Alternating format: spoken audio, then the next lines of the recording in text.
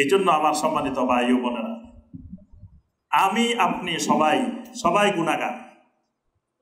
গুনাহ করি নাই এমন মানুষ একজনও নাই, এখানে মাসুম নিষ্পাপ একজনও নাই। আমরা সবাই গুনাহগার, কম আর বেশি। গুনাহ করার জন্য বেশি দূরে যাওয়া দরকার নাই, খালি রাস্তা এটা দিয়ে বসুন্ধরা পর্যন্ত হাঁটিয়ে আসবেন, মোটামুটি কয়েক বস্তা গুনাহ নিয়ে আসতে পারবেন না? বেশি দূরে যাওয়া লাগবে না, খালি কিন্তু বাইরে বসুন্ধরা রোড পর্যন্ত যাইবেন, যাইতে যাইতে মোটামুটি কয়েক বস্তা গুনাহ হয়ে যাবে। একটা বিয়ের অনুষ্ঠানে যাইবেন, মোটামুটি ধরেন কয়েক মন গুনাহ নিয়ে চলে আসতে পারবেন।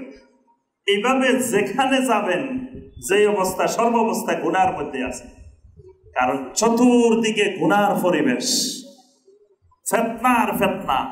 ফিতনা তো শাহওয়াত, ফিতনা তো শুবহাত। এখন আপনি আমি চাইলেও অনেক গুনাহ আছে, বেঁচে থাকা সম্ভব না।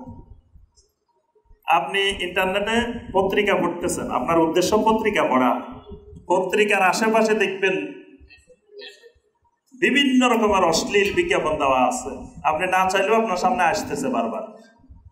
ফেসবুক দেখতেছেন, এই কিছু দূর যাওয়ার পরে দেখবেন যে বিভিন্ন রং বেরঙের ছবি আসতেছে। এইভাবে অসংখ্য রকমের গুনাহ, মানে আমি আপনি চাইলেও বাঁচা। তো এই অসংখ্য রকমের গুনাহ থেকে আমাদের বেঁচে থাকা সম্ভব না।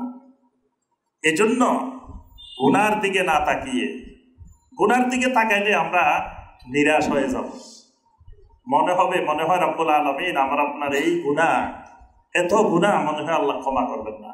এই জন্য গুনার দিকে না তাকিয়ে তাকাইতে হবে আমাদেরকে কোন দিকে? আল্লাহ রব্বুল আলামিনের রহমতের দিকে। এই জন্য এক সাহাবী এসে নবী সাল্লাল্লাহু আলাইহি সাল্লামের কাছে তার গুনার বর্ণনা দিচ্ছিলেন, কিভাবে একটা জীবন্ত মেয়েকে হত্যা করেছিলেন, কবর দিয়েছিলেন, সেই গুনার বর্ণনা দিচ্ছিলেন।